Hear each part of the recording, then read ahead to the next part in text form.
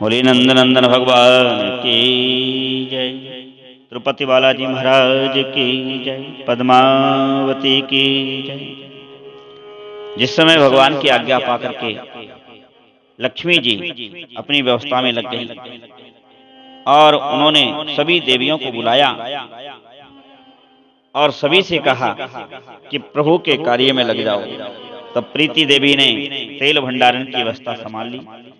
श्रुति देवी ने रेशमी वस्त्रों की, स्मृति भी भांति भांति के आभूषण लेकर प्रसन्नता पूर्वक उपस्थित हुई। धृति देवी ने दर्पण हाथ में लिया। शांति ने कस्तूरी भगवान को दिया, कस्तूरी प्रस्तुत किया। लज्जा देवी यक्ष करदम लेकर भगवान के सामने खड़ी हुई। कीर्ति ने सोने का पट तथा रत्न युक्त मुकुट हाथ में लिया। सची ने छत्र लगा दिया।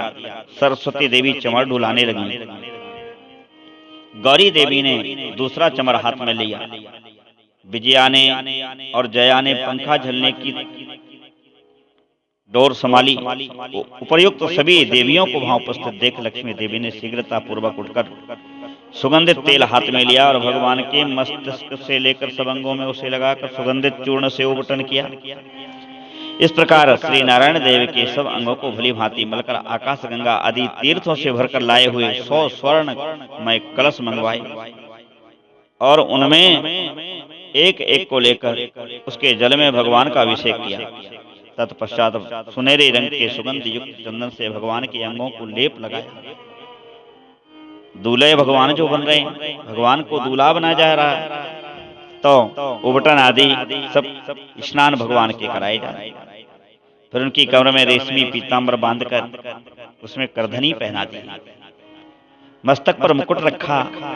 अन्यान आभूषण भी विभिन्न अंगों को विभूषित किए। उनकी सभी उंगलियों में लक्ष्मी जी ने दिव्य सोने की अंगूठियां पहना। उसके बाद धरती देवी ने भगवान के समीप जाकर के भगवान को दर्पण दिखाया। दर्पण देखकर देवादिदेव विष्णु ने स्वयं ही ऊर्ध्व पुंड धारण किया। भगवान ऊर्ध्व पुंड लगाते। तदंतर वे लक्ष्मी जी के साथ गरुड़ पर आरूढ़ हुए और उसी समय ब्रह्मा, महादेव जी, इंद्र, वरुण, यम और कुबेर उनकी सेवा में उपस्थित हो गए, क्योंकि सब बारात जाएंगे। इन सब देवताओं, वशिष्ठ आदि मुनीश्वर, सनकादि योगियों तथा अन्य भगवत भक्तों के साथ भगवान विष्णु नारायणपुर को गए। उस समय भगवान विष्णु के समीप देवताओं के नगाड़े बज रहे थे।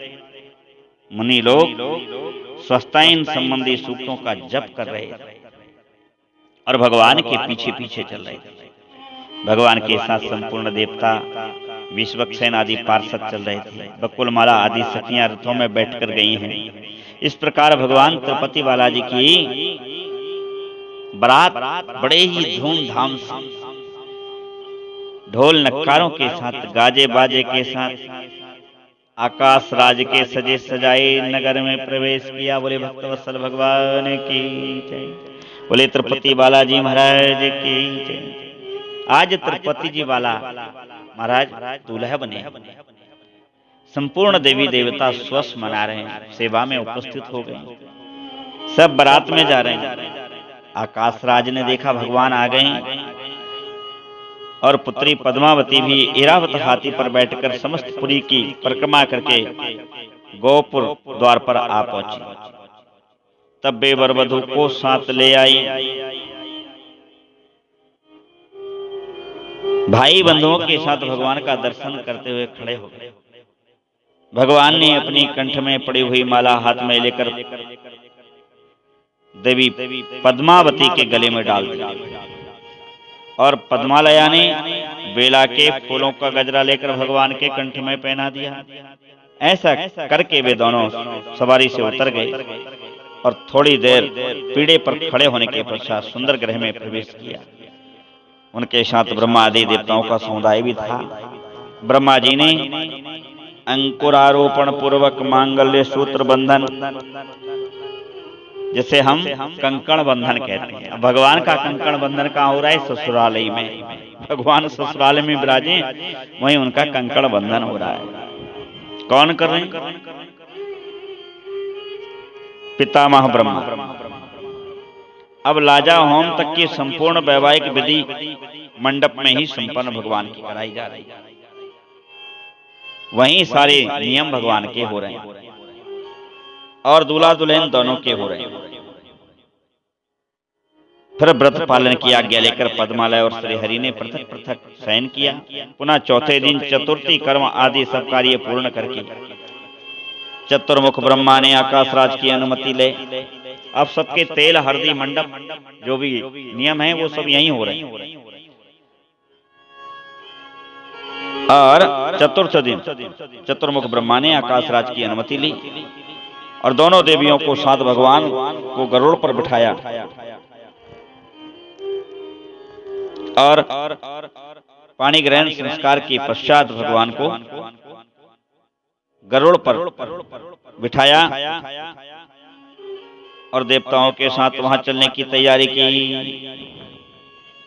तब आकाशराज ने इंद्र आदि देवताओं के साथ अपनी पुत्री और दामाद का प्रिय करने के लिए सोने के कड़ाहों में अगहनी चावल मूंग से भरे हुए अनेक पात्र सैकड़ों घी के घड़े दहेज में दिए। हजारों घड़े दूध और दही से भरे हुए अनेकों भांड, अनेकों रथ में भरे हुए आम, केला, नरियल आदि दिव्य फल, आंवले, कुष्मांड, राज कदली फल, कटहल, बिजौरा, नींबू, शक्कर से भरे हुए अनेक रथ, अनेक घड़े, सोना, मणि, माणिक्य, मोती, नीलम आदि अनेकों रत्न घड़े से भरे हुए, करोड़ों रेशमी वस्त्रों के थान, हजारों दास दासियां, करोड़ों गाय, हंस और चंद्रमा